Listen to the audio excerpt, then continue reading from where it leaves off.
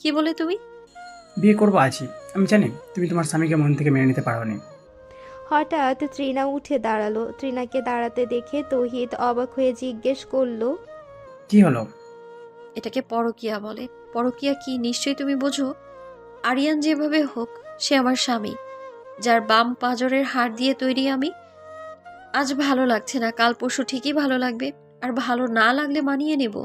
মানিয়ে নিতে না পারলে হারিয়ে যাব। তবু পরকীয়ার মতো নিকৃষ্ট কাজ আমার দ্বারা হবে না। ক্ষমা করবে আমায়। আর এভাবে নিজের মৃত্যুর ভয় দেখিয়ে আমায় ডাকবে না। আর ডাকলেও আমি আসবো না আর কখনো। তৃণার এক সেকেন্ডও দাঁড়ালো না, তাৎক্ষণিক জায়গা ত্যাগ করলো। তৌহিদ ছলছল নয়নে তাকিয়ে রইল তৃণার যাওয়ার দিকে। তৃণার থেকে সেটা আশা করেনি। তৌহিদ ভাবলো 2 দিনের স্বামীর জন্য এত বছর ধরে যাকে ভালোবেসে আসছে তাকেই ভুলে গেল। তৃণা কফি শপ থেকে বের হতেই দেখলো একটি আননোন নাম্বার থেকে কল এসেছে। তৃণা কৌতূহল নিয়ে কল ধরতে ওপাশ থেকে একটা মেয়েলি কণ্ঠ এলো। আমি নুসরাত। তুমি কোথায়? আমি মার্কেটে এসে তোমাকে খুঁজছিলাম, পেলাম না। তুমি দাঁড়াও, আমি আসছি। ট্রিনা একটা রিক্সা নিয়ে সেখানে চলে গেল। শপিং মলের সামনেই দেখলো নুসরাত বসে আছে। মেয়েটা সব সময়ের মতো শান্ত চোখে মাটির দিকে তাকিয়ে আছে। ট্রিনা যতবার নুসরাতকে দেখেছে ততবার নুসরাতকে নিচের দিকে তাকিয়ে থাকতে দেখেছে। তেমন কারোর সাথে কথাও বলে না মেয়েটা। ট্রিনাকে দেখে নুসরাত উঠে দাঁড়িয়ে বলল, চলো ভেতরে, শপিং করে বাড়ি চলে যাব। দুজন একসাথেই ভেতরে ঢুকলো। ট্রিনা জিজ্ঞেস করলো, তুমি এইখানে কিভাবে এলে? আমারও কিছু পোশাক কেনার দরকার ছিল, তাই আসলাম। আর ভাবলাম তুমিও একা। ট্রিনা বুঝে উঠতে পারছে না এই মেয়েটা এত গম্ভীর কেন। তার মনেও কি ট্রিনার মতো কষ্ট আছে? কিন্তু নুসরাতের তো পারিবারিকভাবে কোনো কষ্ট পাওয়ার কথা না। তাহলে আরিয়ান নিজের অফিসের কেবিনে বসে ল্যাপটপে কাজ করছে। কোম্পানিটা তাদের পরিবারের। বাবা কাকাদের জোড়াজুড়িতে কোম্পানির ভার এসেছে তার কাঁধে। হঠাৎ তার কেবিনে কেউ ঢুকেছে টের পেয়ে সে সামনে তাকাতেই দেখলো ওয়েস্টার্ন ড্রেস পরা মেয়েটি দাঁড়িয়ে আছে। এই মেয়েটার নাম মীরা, কোম্পানির চেয়ারপারসনের মেয়ে। মীরা এসে আরিয়ানের গা ঘেঁষে দাঁড়ালো। আরিয়ান বিরক্তিতে নাক মুখ কুঁচকে বলল, কি সমস্যা? গা ঘেঁষাঘেঁষি ছাড়া চলতে পারো না? মীরাকে যতই ধমক দিক না কেন আরিয়ান, কিন্তু এই মেয়েটা এমনই বড়লোকের বিগড়ে যাওয়া মেয়ে এই মীরা। এরকম হ্যান্ডসাম বয় থাকলে কার মাথা ঠিক থাকে বলো? আরিয়ান চেয়ার ছেড়ে উঠে দাঁড়ালো। ল্যাপটপটা ব্যাগে ভরতে ভরতে বলল, আমার ওসব একদম পছন্দ না, অসহ্য লাগে। আরিয়ান কেবিন থেকে বের হতে চাইলে মীরা জিজ্ঞেস করলো, কি হয়েছে? কোথায় যাচ্ছ? বাড়িতে যাচ্ছে। আমিও যাব। আরিয়ান মীরার সাথে কথা বাড়াতে চাইলো না। সে সোজা গাড়িতে উঠে বসলো। মীরা ভেবেছিল আরিয়ান বোধহয় তাকে নিয়ে বাড়িতে যাবে, কিন্তু তাকে অবাক করে দিয়ে আরিয়ান গাড়ি স্টার্ট দিয়ে চলে গেল। মীরা অবাক হয়ে তাকিয়ে রইল, তারপর বাঁকা হেসে বলল, পুরুষ মানুষ, আজ হোক বা কাল বসিতে তো বাধা পড়তেই হবে। আরিয়ান রুমে গিয়ে পরনের কোটটা সোফায় ছুঁড়ে মারল। আজকাল হঠাৎ হঠাৎ ভীষণ রেগে যায় আরিয়ান। কী কারণে রাগে সেটাও তার জানা নেই। আজকাল রাগে বললে ভুল হবে, কয়েক বছর ধরে কিছু হতে না হতেই রেগে যায়। আরিয়ান মাথা নিচু করে বিছানার উপর উপুর হয়ে শুয়ে পড়ল। হঠাৎ নাকে কি যেন লাগলো মনে হলো। আরিয়ান বিরক্তিতে নাক মুখ কুঁচকে আবারও উঠে বসলো। নাকে হাত দিয়ে দেখলো একটা লম্বা চুল। বুঝতে বাকি রইল না এটা তৃণার চুল। আরিয়ানের রাগ আরও তুঙ্গে উঠে গেল। আজ সকালে অফিসে যাওয়ার সময় ড্রেসিং টেবিলের উপর উড়ো চুল দেখেছিল।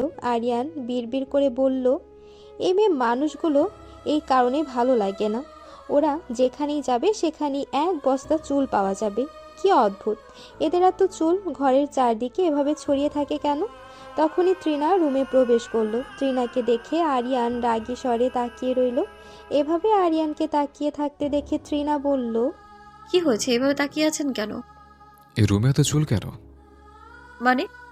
বিছানায় শুতে গিয়ে তোমার চুল পাই, ওয়াশরুমে গিয়ে চুল পাই, ড্রেসিং টেবিলে চুল পাই, এত চুল পড়ে কেন? কি অদ্ভুত মানুষ আপনি। চুল পড়ে কেন সেটা আমি কি করে বলবো? তৃণা কথাটা বলতে বলতে গিয়ে বিছানায় উঠে বসলো। আরিয়ান ভ্রু কুঁচকে জিজ্ঞেস করলো, আমার বিছানায় যাচ্ছ কেন? ঘুম পেয়েছে, ঘুমোবো। তৃণা বিছানায় শুয়ে পড়ল। আরিয়ান তৃণার দিকে তেড়ে গিয়ে বলল, ওঠো বিছানা থেকে, ঘুমাবে? ঘুমাও, অন্য জায়গায় ঘুমাও। ফ্লোরে ঘুমোতে কষ্ট লাগে। ফ্লোরে ঘুমোতে কে বললো? যাও গিয়ে সোফাতে ঘুমাও। তুমি এই বিছানায় ঘুমালে আমি কোথায় ঘুমাবো? কেন আমার সাথে ঘুমোবেন? আমারও তো খারাপ দিন আসেনি যে কোনো মেয়ের সাথে বেড শেয়ার করতে হবে। কোনো মেয়ে না, আমি আপনার স্ত্রী। ট্রিনার কথাতে আরিয়ান রেগে গেল। ট্রিনাকে ধমকে উঠল, রাগী কণ্ঠে হুঙ্কার ছেড়ে বলল, কথায় কথায় স্ত্রী স্ত্রী করবে না, আমার রাগ হয়। আরিয়ান জানি না কেন এতটা রেগে যায় এই স্ত্রী শব্দটি শোনার পর। আরিয়ান নিজের কপালে হাত বুলিয়ে পেছন ফিরে ওয়াশরুমে যেতে চাইলে ট্রিনা প্রশ্ন করল। যদি স্ত্রী হিসেবে না মানেন তাহলে বিয়ে কেন করলেন? ট্রিনার কথায় আরিয়ান আবারও পেছন ফিরল। সে লক্ষ্য করলো ট্রিনার চোখে জল টলমল করছে। আরিয়ান বলল, আমি বিয়ে করতে চাইনি তোমার সাথে, বিয়েটা অ্যাক্সিডেন্টালি হয়ে গেছে। আমার সাথে না হয় বিয়ে অ্যাক্সিডেন্টলিই হলো, কিন্তু আমার বোনের সাথে তো পারিবারিক কথাবার্তা শেষে ঠিক মানে বিয়ে ঠিক হয়েছিল। যদি আমার বোন পালিয়ে না যেত তাহলে তো আমার বোনকে বিয়ে করতেন। তখন কি আমার বোনের সাথেও এরকম আচরণ করতেন? তোমার বোনকেও বিয়ে করতাম না সেদিন। মানে বিয়ে করতেন না তাহলে বর্ষে গেলেন কেন? আমি কিছু লোক ভাড়া করেছিলাম যারা তোমার বোনকে কিডন্যাপ করত, যার ফলে বিয়েটা আটকে যেত। এই বিয়েতে আমি রাজি ছিলাম না, কিন্তু আব্বুর চাপে রাজি হয়েছিলাম। তার মানে আপনি আমার বোনকে অপহরণ করে কোথাও লুকিয়ে রেখেছেন? আমার লোকেরা তোমার বোনকে অপহরণ করার আগে সে পালিয়ে যায় অন্য কোনো ছেলের সাথে। এই তো করে আমার জন্য অনেক ভালোই হয়েছিল, কিন্তু দেখো আমার কি কপাল। তারপর তোমার মতো মেয়ের সাথে আমার বিয়েটা দিয়ে দিল। মানুষ ঠিকই বলে কপালের নাম গোপাল। আপনি বিয়েটা করতে চাইছিলেন না কেন? ভালোবাসি একজনকে, ভীষণ করে ভালোবাসি। সে আমার প্রথম ভালোবাসা। তাকে ছাড়া অন্য কাউকে আমার জীবনে জায়গা দেওয়া অসম্ভব। চিন্তা নেই, বাড়ির পরিবেশ ঠান্ডা হলে তোমাকে ডিভোর্স দিয়ে দেবো। বলেই আরিয়ান ওয়াশরুমে ঢুকে গেল। ট্রিনা স্তব্ধ হয়ে দাঁড়িয়ে রইল। তার বারবার কানে বাজছে আরিয়ানের কথাটা, সে ভালোবাসে অন্য কাউকে। কথাটা শুনে ট্রিনার ভীষণ কষ্ট হতে লাগলো। মনে হতে লাগলো বুকের ভেতর কি যেন পড়ছে, কিন্তু কেন এমনটা হচ্ছে সেটাও তার জানা নেই। ট্রিনা বিছানায় বসে শুধু ফিসফিস করে নিজেকেই প্রশ্ন করলো, অথচ অথচ এই মানুষটার জন্যই তো আমি আমার নিজের ভালোবাসা কুরবান দিলাম। তৌহিদের প্রতি আমার সেই গভীর অনুভূতিকে পায়ের তলায় মারিয়ে শুধু একটা সম্পর্কের মর্যাদা রক্ষার জন্য এখানে থেকে গেলাম আমি। তার চোখ ছাপিয়ে দুফোঁটা গরম জল গড়িয়ে পড়ল। আর এদিকে যার জন্য আমার সমস্ত ভালোবাসা ত্যাগ করলাম, যার স্ত্রী হিসেবে থাকার জন্য এত অপমান সইলাম, সে অন্যতে আসক্ত। আমার এই ত্যাগ, এই সয়ে যাওয়া কি তবে পুরোটাই অর্থহীন ছিল? বুকের ভেতর যেন আগুন জ্বলছে, আর সেই আগুনের ধোঁয়ায় তার সমস্ত আশা মিশে যাচ্ছে। ট্রিনা জানি না এই নিঃসীম যন্ত্রণা আর কতদিন বয়ে বেড়াতে হবে, শুধু এটুকু বোঝে ভাগ্যের নির্মম পরিহাস তার জন্য আর ভালো কিছু সঞ্চয় করে রাখেনি। হাওলাদার বাড়ির ড্রয়িং রুমের সোফায় বসে আছেন ওমর হাওলাদার। তার মুখে চিন্তা কষ্টের ছাপ স্পষ্ট। তিনি কপালে হাত দিয়ে কি যেন ভাবছেন। এখন সকাল 8টা পার হয়ে গেছে। প্রতিদিন এই সময় তৃণা এসে খাবার খাইয়ে দিত, রুমে চা নিয়ে গিয়ে ডেকে তুলতো, কিন্তু আজ ওমর হাওলাদার একা একাই ঘুম থেকে উঠেছেন। তার এখনও চা খাওয়া হয়নি। চা না খেলে আবার মাথা ব্যথাও হয়। তখনই রৌশনারা বেগম এসে স্বামীর পাশে বসলেন। ওমর হাওলাদার তাকালেন, শুধু বললেন, হাসপাতালে যেতে হবে, ব্রেকফাস্ট হয়েছে? তোমার কি আমাকে কাজের মহিলা মনে হয় যে আমি ব্রেকফাস্ট করব? তার মানে আমি কি এখন না খেয়ে হাসপাতালে যাব? আমি কি বলবো, আমি কিচেনে গিয়ে রান্না করতে পারবো না, হাতের নখগুলো আমার নষ্ট হয়ে যাবে। গতকাল কাজের মহিলার খোঁজ নিয়েছিলাম, একজন পেয়েছিও, আজ দুপুরে আসবে। বাইরের ব্রেকফাস্ট করে নিও। তুমি জানো রোশনারা আমার শরীরের পক্ষে বাইরের খাবার খাওয়া কতটা ঝুঁকি? তুমি অন্তত পক্ষে আজকের ব্রেকফাস্টটা বানাতে পারতে। না, পারতাম না বানাতে। এখন বলো, আমার সোনামণির কোনো খোঁজ পেয়েছো কি না? তোমার আদরের সোনামণি ওই বকাটের সাথে পালিয়ে গেছে, তাকে খুঁজে পেলে কি না পেলি কি? আমার সোনামণি একটা না হয় ভুল করেই বসেছে, তাই বলে কি তুমি মেয়েটাকে ফিরিয়ে আনবে না? আর তোমাকে কত করে বলেছিলাম তৃণাকে বিয়েটা দিও না, যদি বিয়েটা না দিতে তাহলে আজ তোমাকে না খেয়ে থাকতে হতো না। আমার তো কোনো সমস্যাই নেই, বাইরে থেকে খাবার অর্ডার করে দিয়েছি। ওমর হাওলাদার চক্ষু লাল করে স্ত্রীর দিকে তাকালেন। তখনই কলিং বেলের শব্দ হলো। রওশনারা বেগম উঠে গিয়ে দরজা খুলতেই দেখল রিনি। রওশনারা বেগম অবাক কণ্ঠে বললেন, সোনামণি আমার, মাই প্রিন্সেস। রিনি নিজের মাকে জড়িয়ে ধরে কান্না করতে লাগলো। রওশনারা বেগম বললেন, কোথায় গিয়েছিলে তুমি? আমাকে বলে যেতে পারতে। মাম্মি, যে ছেলেটার সাথে পালিয়েছিলাম না, সে একদম ইডিয়েট। ও যে বলেছিল ওদের অনেক সম্পত্তি, ওমা, গিয়ে দেখি ওর বাপ সাধারণ একটা বেসরকারি কর্মী, তাই চলে আসলাম। ভালো করিনি বলো মা? হ্যাঁ, একদম ভালো করেছো। তোমার ওইখানে থাকা একদমই ঠিক হতো না। চলো প্রিন্সেস, ঘরে চলো। খবরদার রিনি, তুমি আমার বাড়িতে ঢুকবে না। তোমার মা মেয়ে একটা রঙ্গলীলা পেয়েছে, যখন মন চায় একটা ছেলের হাত ধরে বাড়ি থেকে পালাবে, আবার ফিরে আসবে। এভাবে কেন বলছো ডাটি? আমি কি এমন অন্যায় করলাম? ওমর হাওলাদার রাগে কষিয়ে চড় মেরে দিলেন রিনির গালে। রিনি রাগে রাগে মুখ করে তাকিয়ে আছে।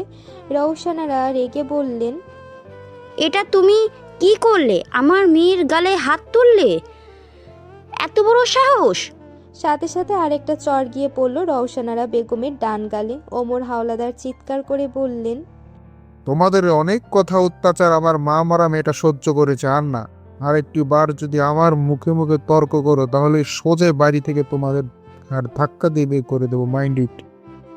বলেই তিনি নিজের রুমে চলে গেলেন। হাসপাতালে যাওয়ার উদ্দেশ্যে। ওমর হাওলাদার একজন ডাক্তার। রিনি বলল, দেখলি মাম্মি, ড্যাডি এটা কি বললো?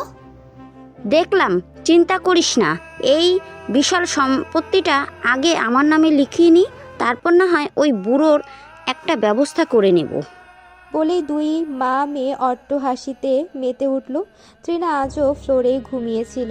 গ্রামে সোফাতে ঘুমানোর চেষ্টা করলেও সেখানে কোনোভাবেই ঘুম আসছিল না, তাই ফ্লোরের কার্পেটের উপর শুয়ে ঘুমিয়ে যায় রাতে। সকালে যখন উঠল তখন দেখতে পেল তার শরীরে কম্বল, অথচ রাতে স্পষ্ট মনে আছে সে শুধু একটা বালিশের উপর মাথা দিয়ে ঘুমিয়েছিল। তার মানে কি আরিয়ান তার গায়ে কম্বল দিয়ে দিয়েছিল? প্রশ্নটা মাথায় আসতেই তৃণার চোখে মুখে খুশির আভা ফুটে উঠল। আজ তৃণা রান্নাঘরে ঢুকেছে। মাইমুনা বেগম আজও নিষেধ করেছিলেন, কিন্তু তৃণা কিছুটা অবাধ্য হয়েই ঢুকেছে। এখন রান্নাঘরে রাহি বেগম, ফারাহানা বেগম আর এই বাড়ির বড় পুত্রবধূ রোহান মির্জার স্ত্রী মিতু। ওই দিন রাতে যে আরিয়ানের ঘরে তৃণাকে দিয়ে এসেছিল সে মিতু। কিচেনে এসে মিতুর সাথে তৃণার কথা হয়েছে। মিতু মেয়েটা খুবই মিশুক। অল্প বয়সে মেয়েটার বিয়ে হয়ে আসেই মির্জা বাড়িতে। রোহানের সাথে প্রেমের সম্পর্ক ছিল তার।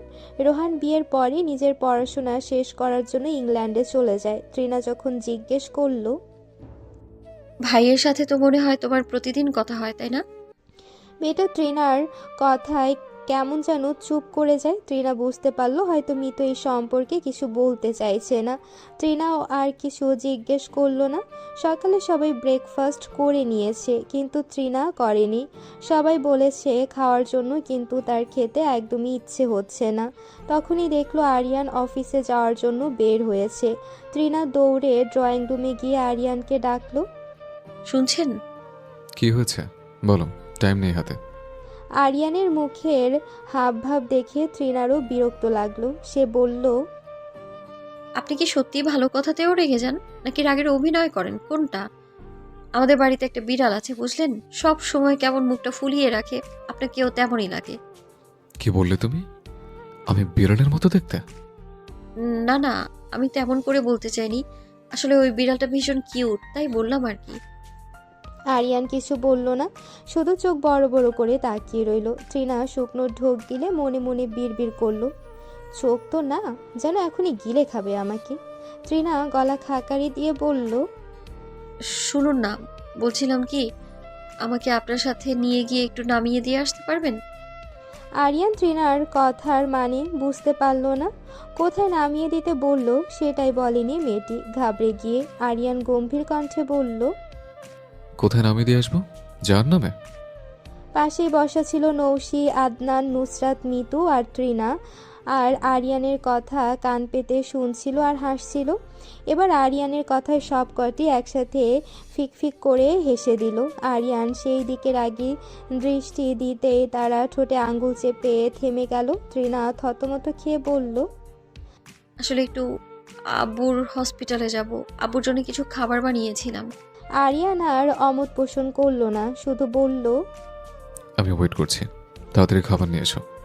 তৃণা ভীষণ খুশি হয়ে দৌড়ে টিফিন বক্সটা নিয়ে চলে এলো। আরিয়ান ড্রাইভিং সিটে বসে পড়ল। তৃণা পেছনের সিটে বসতে চাইলে আরিয়ান ঘুরে তাকিয়ে চোখে চোখ রেখে বলল, আমায় কি তোমার ড্রাইভার মনে হয়?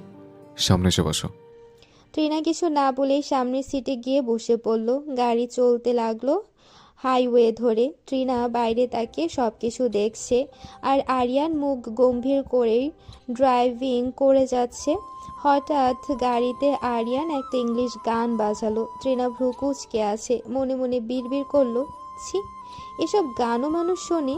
তৃণা তিক্ত স্বরে মনের কথাটা মুখে বলল, এসব কি গান? বাঙালি হয়ে কিভাবে এসব গান শুনেন? বাংলা কত সুন্দর ভালো ভালো গান আছে, সেগুলোও তো শুনতে পারেন নাকি? আচ্ছা ঠিক আছে, তুমি একটা গান ছাড়ো, দেখি কত সুন্দর বাংলা গান। তৃণা অনুমতি পেয়ে অনেকক্ষণ খুঁজে গান ছাড়লো। গান বাজতে শুরু করলো, আমি নষ্ট মনে নষ্ট চোখে দেখি তোমাকে, মন আমার কি চাই বোঝাই কেমনে। গান শুনে আরিয়ান পেট ধরে হাসতে শুরু করলো। তৃণা বুঝতে পারলো এতক্ষণ খোঁজাখুঁজির পরও ভুলে অন্য গান ছেড়েছে। আরিয়ান হাসতে হাসতেই বলল, এই বুঝি তোমার বাংলা গানের ছিঁড়ি? সবসময় কি এসব গানই শোনো? তৃণা মাথা নিচু করে বসে রইল। তার লজ্জা করছে, কি একটা গান ছাড়লাম এত খোঁজাখুঁজির পর। তৃণা মনে মনে নিজেকে ধমকালো। গাড়ি গিয়ে থামলো হাসপাতালের বাইরে। তৃণা গাড়ি থেকে নেমে হাসি মুখে জিজ্ঞেস করলো, আপনি ভেতরে যাবেন? না, আমার অফিসে লেট হচ্ছে। বলেই আরিয়ান বেরিয়ে গেল গাড়ি নিয়ে। তৃণা সোজা হাসপাতালে ঢুকে গেল। এটা একটা প্রাইভেট হাসপাতাল। এই হাসপাতালটা ওমর হাওলাদার নিজেই বানিয়েছেন। স্বল্প খরচে যতটা সম্ভব তিনি সেবা দিয়ে থাকেন। তৃণা ঢুকে গেল তার বাবার কেবিনে ঢুকেই দেখলো ওমর হাওলাদার চেয়ারে চোখ বন্ধ করে হেলান দিয়ে বসে আছেন। তৃণা তার বাবার দিকে চোখ যেতেই বুঝে ফেললো তার বাবা সকাল থেকে কিছু খাননি, মুখটা কেমন মলিন হয়ে আছে। তৃণা ডাকলো, আব্বু। তৃণার কণ্ঠ পেয়ে ওমর হাওলাদার চট করে চোখ খুললেন। সামনে তৃণাকে দেখে ওনার মুখে হাসি ফুটে উঠল। ওমর হাওলাদার বললেন, কিরণামান, তুই এখানে কিভাবে? আরিয়ান দিয়ে গেল। জামাইকে ভেতর আনলি না? আসলে আব্বু ওনার অফিসে দেরি হচ্ছিল তাই চলে গেছে, আমায় পৌঁছে দিয়ে গেছে। ও আচ্ছা, ঠিক আছে। আব্বু তোমার জন্য খাবার নিয়ে এসেছি। ওমর হাওলাদার খাবার দেখে আরো খুশি হলেন। সত্যি খাবার না খেয়ে কাজ করা সম্ভব হচ্ছিল না। তবুও তিনি বললেন, খাবার আর কি প্রয়োজন ছিল? নিশ্চয়ই সকাল সকাল মা তোমার জন্য হাত নষ্ট করে রান্না করবেন না। এবার বসো, বেশি কথা না বলে আমি খাইয়ে দিচ্ছি তো তোমায়। ওমর হাওলাদার কিছু বলতে পারলেন না, চুপ করে বসে পড়লেন। তৃণা খাবার বের করে তার আব্বুর মুখের সামনে ধরে বলল, নাও হাঁ করো। ওমর হাওলাদার খাবারটুকু মুখে পুরে নিলেন। ওমর হাওলাদারের অজান্তেই চোখ বেয়ে জল গড়িয়ে পড়ল। তৃণা তার বাবার চোখ মুছে দিয়ে শাসনের ভঙ্গিতে বলল, না, একদম না আব্বু, এখন কোনো ইমোশনাল কথাবার্তা চলবে না, চুপ করে পুরো খাবারটা খাবে তুমি। মেয়ের এমন মিষ্টি শাসনে ওমর হাওলাদার হেসে দিলেন। পুরো খাবারটা তৃণা ভীষণ যত্ন সহকারে খাইয়ে দিলেন। তখনই একজন নার্স এসে বলল, একজন রোগীর সিরিয়াস কন্ডিশন, এখনই ওমর হাওলাদারকে যেতে হবে। ওমর হাওলাদার তাড়াহুড়া করে উঠে গেলেন। কিনা, তুই কি বসবি? আমার আসতে অনেকটা দেরি হবে। না বাবা, যেতে হবে আমায়। তুমি যাও রোগীর কাছে, আমি চলে যাব এক্ষুনি। ওমর হাওলাদার তৃণার মাথায় হাত বুলিয়ে দিয়ে তাড়াহুড়া করে বেরিয়ে গেলেন। আরিয়ান অফিসের ক্যাফেতে বসে কফি পান করছিল। এমন সময় মিতুর কল আসলো। আরিয়ান কল রিসিভ করে বলল, হ্যাঁ ভাবি, বলুন। তৃণা কি তোমার অফিসে?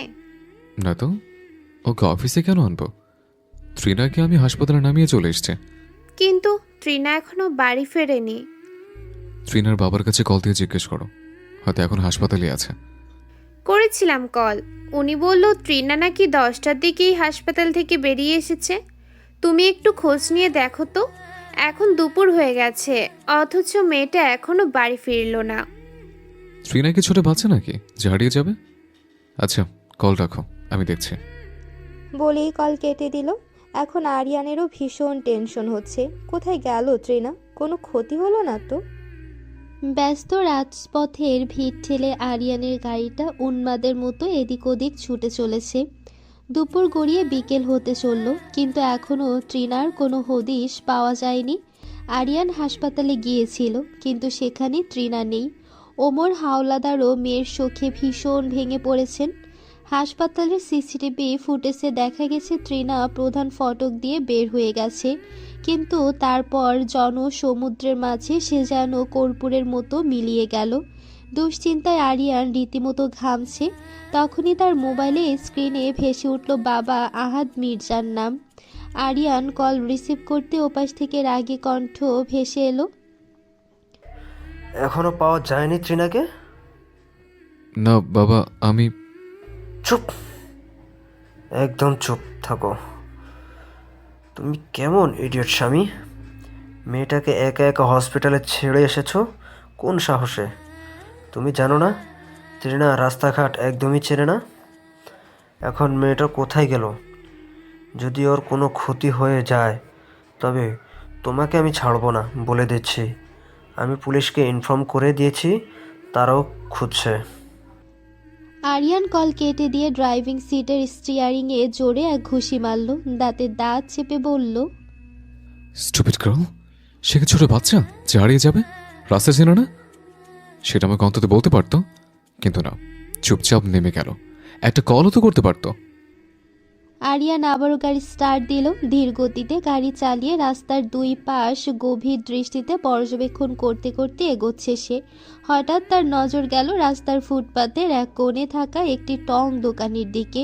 সেখানে একটি অতি পরিচিত শাড়ি পরা অবয়ব দেখে আরিয়ান মুহূর্তের জন্য স্তব্ধ হয়ে গেল। গাড়ি থামিয়ে সে একরকম দৌড়েই সেখানে গেল। দেখলো সেখানে ট্রিনা বসে আছে। ট্রিনাকে অক্ষত অবস্থায় দেখে আরিয়ানের বুক থেকে যেন এক বিশাল পাথর নেমে গেল। সে এক দীর্ঘ স্বস্তির নিঃশ্বাস ছাড়ল। ট্রিনা আরিয়ানকে দেখে দাঁড়িয়ে পড়ল।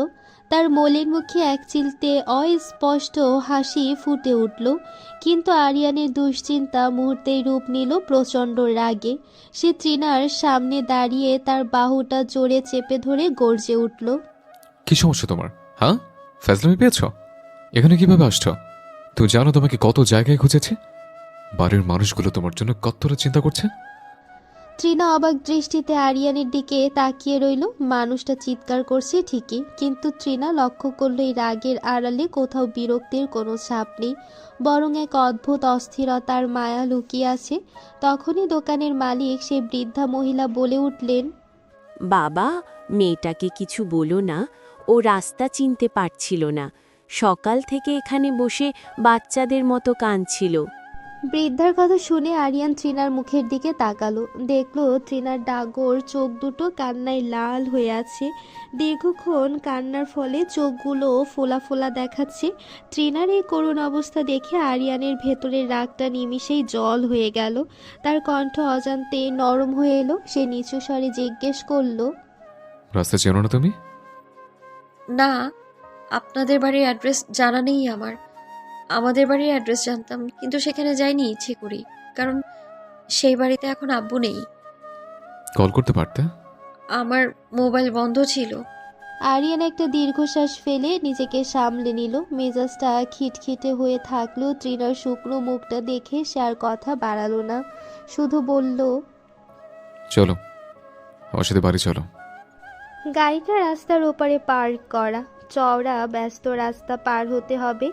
আরিয়ান স্বাভাবিকভাবেই পার হচ্ছিল, কিন্তু কয়েক কদম গিয়ে লক্ষ্য করলো ট্রিনা পিছিয়ে পড়ছে। বড় বড় গাড়ি আর দ্রুতগতির বাস দেখে ট্রিনা যেন সিঁঠিয়ে যাচ্ছে। তার রাস্তা পার হতে ভীষণ ভয় লাগে। আরিয়ান বিষয়টি খেয়াল করলো। আরিয়ান হঠাৎ কোনো কথা না বলে তৃণার হিমশীতল হাতটা নিজের শক্ত মুঠোর মধ্যে পুরে নিল। আরিয়ানের হাতের সেই উষ্ণ পরশ তৃণার হৃৎস্পন্দন যেন এক নিমিষে স্বাভাবিক করে দিল। জনাকীর্ণ রাস্তার মাঝখানেও তৃণা নিজেকে খুব নিরাপদ অনুভব করতে লাগলো। আরিয়ান থেকে আড়াল করে আগলে ধরে রাস্তা পার করিয়ে দিল। তৃণা অবাক হয়ে আরিয়ানের দিকে তাকিয়ে রইল। নিজের বাবার পর এই লোকটাকেই আজ তার সবচাইতে বড় ভরসা মনে হচ্ছে। আরিয়ানের বলিষ্ঠ হাতের বাঁধনে সে যেন তার নিজের আত্মার এক টুকরো আস্থার জায়গা খুঁজে পেল। এই প্রথম আরিয়ানকে তার খুব কাছের কেউ বলে মনে হলো। বাড়ির ড্রয়িং রুমে সকলে উৎকণ্ঠা নিয়ে বসে আছে। কিছুক্ষণ আগেই আরিয়ান ফোন করে জানিয়েছে তৃণাকে পাওয়া গেছে। এই সংবাদে সবার মনে যেন স্বস্তি ফিরে এলো। তখনই দেখা গেল আরিয়ান আর তৃণা একসাথে ভেতরে ঢুকছে। নৌশিদ ছুটে গিয়ে তৃণাকে জড়িয়ে ধরল। মিতু এগিয়ে এসে মায়া ভরা কণ্ঠে বলল, তুমি ঠিক আছো তো বোন? হ্যাঁ ভাবি, একদম ঠিক আছি। ভাবি, তৃণাকে খাবার দাও, সকাল থেকে ও কিচ্ছু খায়নি। তৃণা অবাক হয়ে আরিয়ানের দিকে তাকিয়ে রইল। সে যে খায়নি সেটা আরিয়ান বুঝলো কি করে? আরিয়ানের এই সূক্ষ্ম খেয়াল রাখার বিষয়টি তৃণার মনে এক অদ্ভুত দোলা দিয়ে গেল। মিতুও সায় দিয়ে বলল, হ্যাঁ সত্যিই তো, সকালে এক দানাও পেটে পড়েনি তোমার, চলো কিছু খেয়ে নিবে। তৃণা খাবার টেবিলের দিকে পা বাড়াতে যাবে, অমনি পেছন থেকে মাইমুনা বেগমের তীক্ষ্ণ কণ্ঠস্বর ভেসে এলো, দাঁড়াও, যাওয়ার আগে জবাব দাও কোথায় গিয়েছিলে? আরিয়ান তো বললো ট্রেনা রাস্তা ভুল করে অন্য জায়গায় চলে গিয়েছে। এখন আবার এসব অবান্তর প্রশ্ন করছো কেন? প্রশ্ন করছি তার কারণ আছে। এত বড় একটা ধাড়ি মেয়ে আর সেই কিনা রাস্তা চিনে না, এটা আমায় বিশ্বাস করতে হবে? ঠিকই তো বলেছে আপা। সত্যি কি হারিয়ে গিয়েছিল নাকি অন্য কোথাও গিয়েছিল সেটা ভালো করে খোঁজ নেওয়া উচিত। সবাই চুপ করো। আমি নিজে তৃণাকে খুঁজে এনেছি, তাই আমি ভালো জানি ও হারিয়ে গিয়েছিল। এই বিষয়ে বাড়িতে আর একটা শব্দ আমি শুনতে চাই না। আরিয়ানের সেই রণমূর্তি দেখে ড্রয়িং রুমে পিনপতন নীরবতা নেমে এলো। কথাটা শেষ করেই সে গটগট পায়ে সিঁড়ি দিয়ে উপরে উঠে গেল। নিজের ছেলের মুখে এভাবে সবার সামনে কথা শুনতে হবে সেটা মাইমুনা বেগম কল্পনাও করেননি। তার মুখটা রাগে অপমানে কালো হয়ে গেল। তিনি গজগজ করতে করতে নিজের ঘরের দিকে চলে গেলেন। নীরব রাস্তা ধরে ধীরলয়ে হেঁটে আসছে নুসরাত। পরনে সাধারণ সালোয়ার কামিজ, কাঁধে ঝোলানো ভার্সিটি ব্যাগ। ব্যস্ত শহরের এই নিরিবিলি পথে একা হাঁটা তার বহুদিনের অভ্যাস। ভার্সিটির ক্লাস শেষ করে সে একটি টিউশনি করায়। এই টিউশনি নিয়ে বাড়িতে কম অশান্তি হয়নি। মির্জা পরিবারের সবার এক কথা, আমাদের কি টাকা পয়সার অভাব পড়েছে যা বাড়ির মেয়েকে অন্যের বাড়িতে পড়াতে যেতে হবে? কিন্তু নুসরাত নিজের জেদ ছাড়েনি। বাড়ির টাকার চেয়ে নিজের উপার্জিত 10টা টাকাও তার কাছে অনেক বেশি মূল্যবান। হঠাৎ পেছন থেকে পরিচিত একটা চড়া গলা ভেসে এলো। ও চশমাওয়ালি ম্যাডাম, একটু দাঁড়ান না। নুসরাত পেছনে ফিরল না। গলার স্বর শুনেই সে বুঝতে পেরেছে এটাকে। নুসরাতকে দাঁড়াতে না দেখে ছেলেটা দৌড়ে এসে তার পাশাপাশি হাঁটা শুরু করলো। হাঁপাতে হাঁপাতে বলল, আরে ডাকলাম শুনলেন না? শুনেছি, তবে দাঁড়ানোর প্রয়োজন মনে করিনি। কিছুক্ষণ দাঁড়িয়ে একটু কথা বলা যাবে কি? না। আপনার ওই চোখের চশমাটা কি খোলা যায় না? কেন? চশমায় আপনার কি সমস্যা? সমস্যা আমার নেই, তবে আমার মনে হয় চশমা ছাড়া আপনার রূপটা আরো বেশি স্পষ্ট হবে। এভাবে চশমা পরে থাকলে কেমন যেন দাদি দাদি লাগে।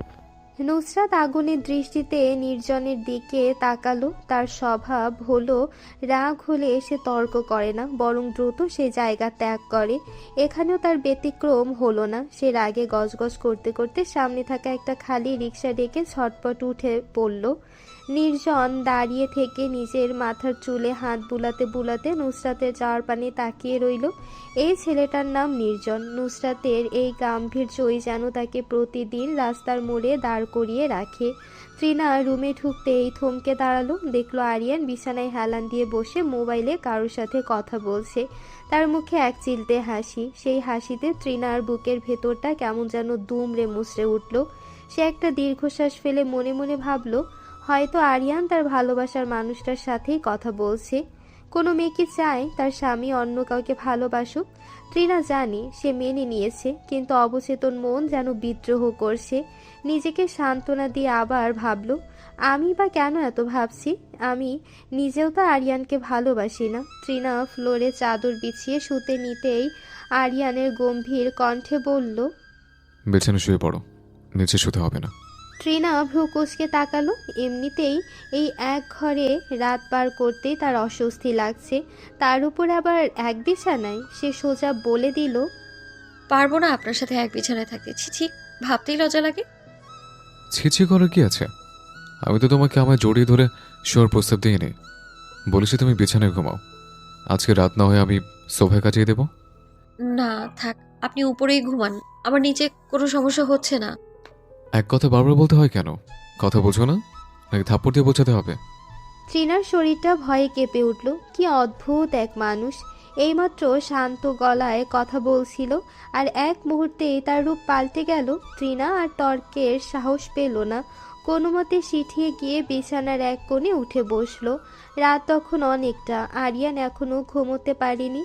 নরম বিছানা ছেড়ে এই অস্বস্তিকর সোফায় ঘুমানোর অভ্যাস তার কোনো কালেই নেই। বিরক্তি আর শরীরের আড়ষ্টতায় সে সোফার উপরে উঠে বসল। কিছুক্ষণ রাগে দৃষ্টিতে মেঝের দিকে তাকিয়ে থেকে হঠাৎ তার চোখ গেল বিছানার দিকে। সোফার ঠিক সোজাসুজি বিছানাটা। শোয়ার সময় তৃণা বেশ সচেতনভাবে সারা শরীরে কাঁথা জড়িয়ে শুয়েছিল, কিন্তু ঘুমের ঘোরে অজান্তেই শরীর থেকে সেই কাঁথা সরে গেছে। মেয়েটার পেটের ওপর থেকে শাড়ির আঁচলটা খসে গিয়ে উদম পেটের কিছুটা অংশ দেখা যাচ্ছে। আরিয়ানের দৃষ্টি সেই এক জায়গায় স্থির হয়ে রইল। কি অদ্ভুত! মেয়েটার মুখের চেয়েও তার গায়ের রং আরও বেশি ফর্সা আর মসৃণ। আরিয়ান দ্রুত চোখ বন্ধ করে নিল। তার পুরুষালী সত্তা চিৎকার করে বলছে, এইসব তো একজন পুরুষের সবচেয়ে বড় দুর্বলতা। কয়েক সেকেন্ড চোখ বন্ধ করে নিজেকে সামলানোর চেষ্টা করলো সে, কিন্তু অবাধ্য চোখ জোড়া আবারও সেই একই স্থানে গিয়ে থমকে দাঁড়ালো। আরিয়ান অনুভব করলো তার শিরদাঁড়া দিয়ে যেন একটা বিদ্যুৎ খেলে গেল। এক আশ্চর্য অনুভূতি। ঠিক 4 বছর আগে যেমনটা হয়েছিল হুবহু সেই একই রকম এক আলোড়ন আজ তার শিরায় শিরায় বইছে। নিজের উপর ভীষণ রাগ হলো আরিয়ানের। সেই সাথে সাথে 2 হাতে নিজের মুখ ঢেকে ফেলল। এই দৃশ্য, এই সান্নিধ্য তার সহ্য হচ্ছে না। সে দ্রুত পায়ে ঘর ছেড়ে বেলকনিতে চলে এলো। বাইরে তখন নিশীথ রাত, চারিদিকে পিনপতন নীরবতা। দোতলার বেলকনি থেকে রাস্তার সোডিয়াম বাতির ম্লান আলো দেখা যাচ্ছে। মাথার উপর রূপালি চাঁদটা রাতের আসল সৌন্দর্য নিয়ে দাঁড়িয়ে আছে। আরিয়ান কাপা হাতে একটা সিগারেট ধরালো। ধোয়ার কুণ্ডলি পাকিয়ে আকাশে ছড়াতেই চোখ বন্ধ করা মাত্রই তার মনঃসাপটে ভেসে উঠল 4 বছর আগে সেই চেনা প্রতিমূর্তি। সময়টা ছিল আজ থেকে ঠিক 4 বছর আগের এক বর্ষাকাল। আরিয়ান তখন সদ্য উচ্চ শিক্ষা শেষ করে বিদেশ থেকে দেশে ফিরেছে। বন্ধুদের জোড়াজুড়িতে পাহাড়ে যাচ্ছিল ট্রাভেলে। বাসে করে দীর্ঘ পথ পাড়ি দেওয়ার অভ্যাস ছিল না বলেই সে বাসের জানালায় মাথা রেখে ঘুমিয়েই পুরো রাস্তা পার করছিল। হঠাৎ পাহাড়ি আঁকাবাঁকা রাস্তায় বাসটি পৌঁছানো মাত্রই আকাশ ভেঙে মুষলধারে বৃষ্টি শুরু হলো। বৃষ্টির তীব্রতা এতটাই বেশি ছিল যে ড্রাইভার পাহাড়ের কিনারে বাসটি থামাতে বাধ্য হলেন। ঘুমের ঘোর আর বৃষ্টির শব্দে আরিয়ানের বিরক্তি বাড়ছিল। সে কপালে হাত দিয়ে জানালার কাছের ওপারে তাকালো, আর ঠিক তখনই তার পৃথিবীটা থমকে গেল। রাস্তার ঠিক অপর পাশে পাহাড়ের ঢালে এক কিশোরী রমণী বৃষ্টির তোড়ে ভিজছে। পরনে তার একটি নীল রঙের রাউন্ড জামা। সে বৃষ্টির মাঝে 2 হাত মেলে আপন মনে ঘুরছিল, যেন এই শ্রাবণ ধারা একমাত্র তার জন্যই ধরণীতে নেমে এসেছে। তার নাচের সাথে সাথে বৃষ্টির জলগুলো ঝরে পড়ছিল যেন মুক্তোর কণা। আরিয়ান তার জীবনের প্রথম নেশাটা সেদিনই অনুভব করেছিল। সেটা শুধু রূপ ছিল না, সেটা ছিল এক মায়া, যাকে এক নজর দেখেই তার হৃৎপিণ্ড যেন স্পন্দন হারিয়ে ফেলেছিল। আরিয়ান আর এক মুহূর্ত দেরি করলো না। ঘোর লাগা মানুষের মতো সে বাস থেকে নেমে দৌড় দিল সেই অজানা কিশোরীর দিকে। তখনও বাসের সবাই গভীর ঘুমে আচ্ছন্ন। আরিয়ান হাঁপাতে হাঁপাতে সে জায়গায় পৌঁছালো যেখানে মেয়েটি ভিজছিল। কিন্তু এ কি, সেখানে কেউ নেই। পাহাড়ের বাঁকে বাঁকে সে শুধু মেঘের আনাগোনা আর বৃষ্টির গর্জন ছাড়া আর কিছুই দেখতে পেল না। মেয়েটি যেন এক অপার্থিব কল্পনা হয়ে বৃষ্টির সাথে মিলিয়ে গেছে। আরিয়ান চারদিক পাগলের মতো খুঁজল, কিন্তু সেই রাউন্ড জামা পরা মেয়েটির ছায়াও আর দেখা গেল না। আরিয়ান যখন ফেরার জন্য পা বাড়াবে তখনই তার নজর গেল ঘাসের উপর পড়ে থাকা একটি রূপালী জিনিসের দিকে। সে নিচু হয়ে কুড়িয়ে নিল এক পায়ের নূপুর। 4 বছর ধরে সেই নূপুরটি হয়ে আছে তার অদেখা ভালোবাসার একমাত্র সাক্ষী। মধ্যরাতে নিস্তব্ধতা চিরে পেছন থেকে তৃণার কোমল কণ্ঠস্বর ভেসে এলো। এত রাতে এখানে ঘুমাননি আপনি? তৃণার কণ্ঠস্বর আরিয়ানের কানে পৌঁছানো মাত্রই তার ভেতরে সে মায়া ভরা অতীত স্মৃতি বিষাদ এক দহনে রূপ নিল। মুহূর্তের মধ্যে তার শান্ত মুখটা অগ্নিবর্ণ ধারণ করলো। আরিয়ান ঝট করে পেছন ফিরল। তার চোখের মণি দুটো এতটাই রক্তবর্ণ হয়েছিল যে তৃণা ভয়ে কুঁকড়ে গিয়ে এক পা পিছিয়ে গেল। আরিয়ান হিংস্র কোনো পশুর মতো এক পা করে তৃণার দিকে এগিয়ে আসতে লাগলো। তৃণা দেয়ালের সাথে মিশে গিয়ে থরথর করে কাঁপতে কাঁপতে অস্ফুট স্বরে বলল, কি হয়েছে আপনার? কিন্তু কথাটি শেষ করার সুযোগও সে পেল না। আরিয়ান অকর্তৃতে তৃণার হাতটা ধরে হাঁচকা টানে তাকে ঘুরিয়ে দিল এবং হাতটা পিঠের সাথে আষ্টে পিষ্টে মুচড়ে ধরল। তৃণা যন্ত্রণায় কুঁকড়ে উঠে আর্তনাদ করল। ছাড়ো, লাগছে। আরিয়ানের কানে সে আর্তনাদ পৌঁছালো না, বরং তার হাতের বাঁধন আরও শক্ত হলো। তার অন্য হাতে থাকা জ্বলন্ত সিগারেটটা কোনো রকম মায়া ছাড়াই চেপে ধরল তৃণার কোমল হাতে। আগুনের শিখা চামড়া পুড়িয়ে ভেতরে ঢুকে যাচ্ছে। তৃণা অসহ্য যন্ত্রণায় গগন বিদারী চিৎকার করে উঠল। সেই মরণ চিৎকারে আজ কোনো কৃত্রিমতা ছিল না, কেবল ছিল নিজের হারানো মায়ের প্রতি শেষ আকুতি। ও আম্মু! তৃণার দু চোখ বেয়ে শ্রাবণের ধারার মতো জল গড়িয়ে পড়ল। আরিয়ান হঠাৎ করেই হাতের বাঁধন আলগা করে দিল। তৃণার পুড়ে যাওয়া স্থানটি টকটকে লাল হয়ে উঠেছে। সে ব্যথায় নীল হয়ে ফ্লোরে আছড়ে পড়ল এবং ডুকরে কেঁদে উঠল। ঠিক সেই মুহূর্তে আরিয়ান আকাশের দিকে মুখ তুলে এক অমানসিক আর্তনাদ করে উঠল। নিজের মাথার চুলগুলো মুঠো করে ধরে সে হাঁটু গেড়ে মাটিতে বসে পড়ল। তৃণা বিস্ময়ে নিজের কান্না ভুলে গেল। তার মনে হলো তার সামনে বসে থাকা মানুষটি আরিয়ান নয়, বরং অন্য কোনো অশুভ ছায়া তাকে গ্রাস করেছে। আরিয়ান ফ্লোরে নিজের কপাল ঠেকিয়ে ছোট বাচ্চাদের মতো হাহাকার করে কেঁদে উঠল। তার ছটফটানি দেখে মনে হচ্ছে সে নিজের অস্তিত্ব থেকে মুক্তি চাইছে। তৃণা নিজের শরীরের দাহ ভুলে গেল। এক অদ্ভুত মায়ায় সে আরিয়ানের কাছে এগিয়ে গেল। কাপা কণ্ঠে জিজ্ঞেস করল, ঠিক আছেন আপনি? কি হয়েছে আপনার? আরিয়ান হঠাৎ কোনো এক অজানা তৃষ্ণায় তৃণাকে চাপতে ধরল। তৃণার গলায় মুখ লুকিয়ে সে ভেঙে পড়া স্বরে ফিসফিস করে বলতে লাগলো, শান্তি, একটু শান্তি দাও খোদা, আমাকে মুক্তি দাও। আরিয়ানের সেই তপ্ত নিঃশ্বাস আর আর্তনা তৃণার কাঁধে গিয়ে আঁচড়ে পড়ল। সে বুঝতে পারল এই মানুষটা যতটা নিষ্ঠুর তার চেয়েও 1000 গুণ বেশি কোনো এক অদৃশ্য যন্ত্রণায় ভেতর থেকে পুড়ে ছারখার হয়ে যাচ্ছে। রাত তখন গভীরের তোড়ে। জগতের নিয়ম অনুযায়ী এই সময়টা সবার ঘুমন্ত থাকার কথা, কিন্তু ওই নিবিড় অন্ধকারের মাঝেও কিছু নিশাচর জেগে থাকে। অদ্ভুত সেই মানুষগুলো যাদের নির্লিপ্ত চোখে ঘুম নেই, তাদের অনায়াসে রাতের প্যাঁচার সাথে তুলনা করা যেতে পারে। মানুষের রাত জাগার কারণগুলো বড় বিচিত্র। কারো মাথায় পাহাড় সমান পারিবারিক চিন্তা, কারো পকেটে টাকার অভাব, আবার কেউ বা শরীরের ব্যাধিতে ছটফট করছে, আবার কেউ সৃষ্টিকর্তার তরে যখন অভিযোগ ব্যক্ত করছে। কিন্তু এই সব কিছুর ভিড়ে একদল মানুষ আছে যারা সবচেয়ে অদ্ভুত। তারা পুরো রাত কাটিয়ে দেয় কেবল প্রিয় মানুষের কথা চিন্তা করে, বালিশ ভিজিয়ে দেয় নোনা জলের বিসর্জনে। আমার দৃষ্টিতে এদের অনায়াসেই বোকার কাতারে দাঁড় করানো যায়। তারা যার জন্য নিজের সুখের ঘুম হারাম করছে, চোখের নিচে কালি ফেলছে, সেই প্রিয় মানুষটি হয়তো টেরও পায় না যে কোনো এক নিভৃত কোণে কেউ তার জন্য অপেক্ষা করছে কিংবা কাঁদছে। কারণ নিশি জাগ্রত থাকা যখন অন্যের কাছে অজানাই থেকে যায়, তখন সেই ত্যাগের মূল্য কতটুকু।